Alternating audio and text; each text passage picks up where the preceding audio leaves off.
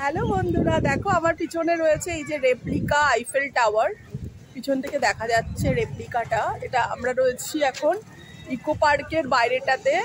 এই যে replica Eiffel tower, দেখো এই যে টাওয়ারটা দারুণ দেখতে, রেপ্লিকা আইফেল টাওয়ার।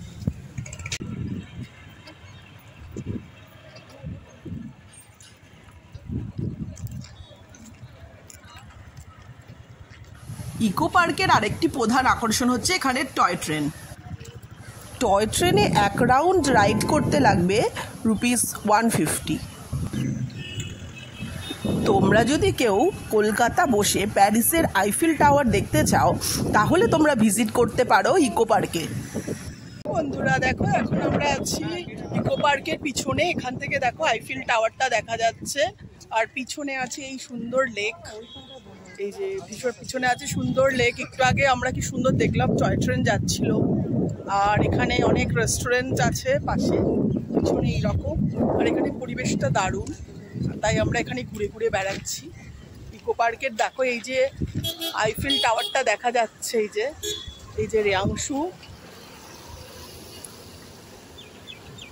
আজকে আমরা দারুণ এনজয় করছি।